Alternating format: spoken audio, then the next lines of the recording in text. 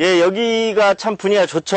여기가 이제 어디냐면 제 친구 캠핑장으로 나왔습니다. 예, 여름이고 이제 더우니까 좀 시원하게 보이시라고.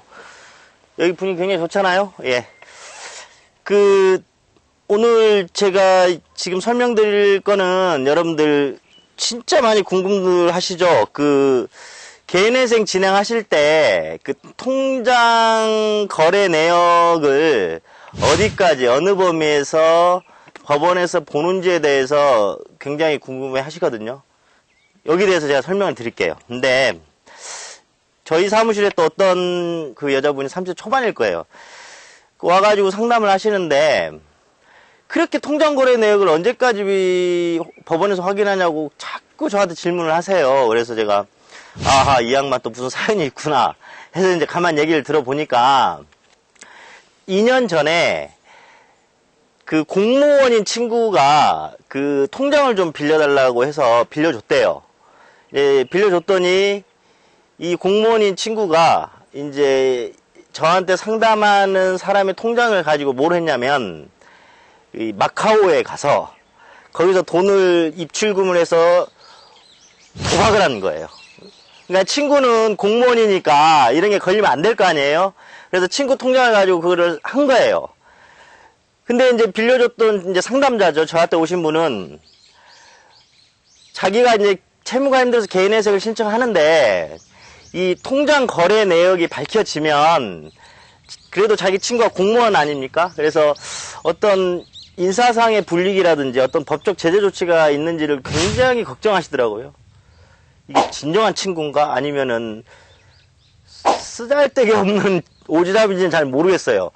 아니, 친구 통장을 가지고 해외에 나가서 도박을 한 친구를 위해서 이 고민을 많이 하시더라고요. 그래서 이 개인회생 진행하실 때 통장 거래 내역을 어느 정도 확인하는지에 대해서 여러분들한테 지금 설명드리려고 나왔습니다. 여러분들 인터넷이나 어디 보면 뭐 2년치를 본다, 어쩐다 이게 많잖아요.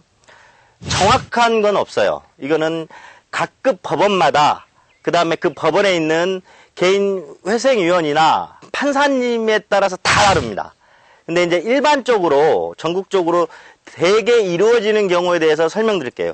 우선은 어떤 통장을 법원에 제출해야 되나요? 여러분들 이름으로 갖고 있는 모든 통장을 다 집어넣습니다. 여러분들 지금은 통합계좌조회 서비스라 해가지고 개인에 대한 주민등록번호랑 치면 그 사람 앞으로 있는 모든 계좌에 대해서 싹 나와요. 그래서 통합계좌 서비스를 법원에 제출한과 동시에 그 명의로 있는 모든 통장이 다 들어갑니다. 그 다음에 두 번째는 그러면 몇 년치 거래 내역을 넣습니까 하면 여기도 이제 각 법원이나 개인회생위원님들마다 상이한데 보통은 2년치를 넣습니다. 보통. 근데 어떤 분들은 1년치만 요구하는 법원이나 개인회생위원님이나 판사님이 계시고요. 어떤 분은 3년치를 요구하시는 분도 계세요. 그러니까 정확한 기준은 없고 보통 일반적으로 2년치를 본다. 근데 이것도 정확한 건 아니다. 왜 그러냐면 저희 사무실에서는 6개월치 내역만 제출해서 개인회생 인가를 받으신 분도 계세요. 그러니까 이것도 법에 몇 개월치를 내라 이건 없습니다. 근데 보통 대개 보면 전국 각급 법원이 한 2년치를 많이 본다.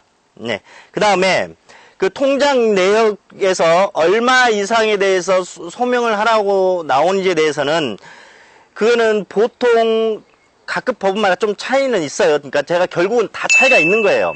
근데 보통 100만 원 이상 입출금 내역에 대해서는 어디에 어떤 돈인지를 소명하라고 합니다. 법원에서. 그런데 이것도 또 정확하지가 않아요. 또 어떤 법원은 50만 원 이상, 아주 심한 경우는 30만 원 이상의 입출금 내역에 소명하라고 이렇게 물어보십니다. 자, 그 다음에 내 거 통장만 법원에 하면 됩니까?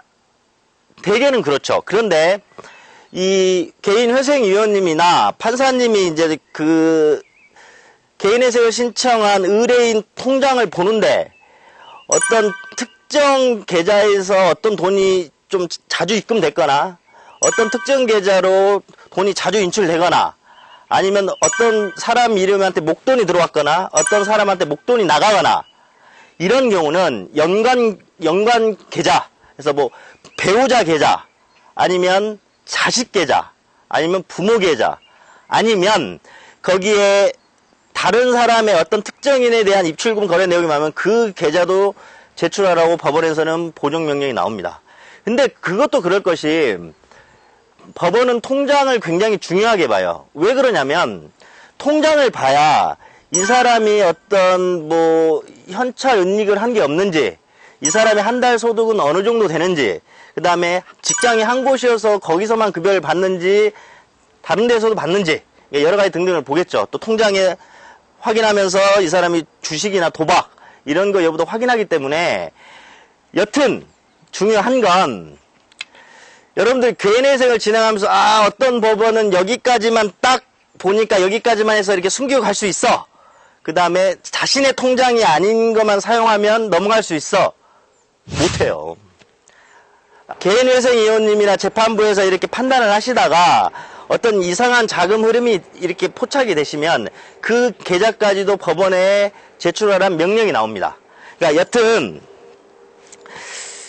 중요한 건 이 어떤 계좌를 통해서 내가 어떤 이상한 계좌 흐름이 발견이 되면 법원은 그 계좌를 다 요구하기 때문에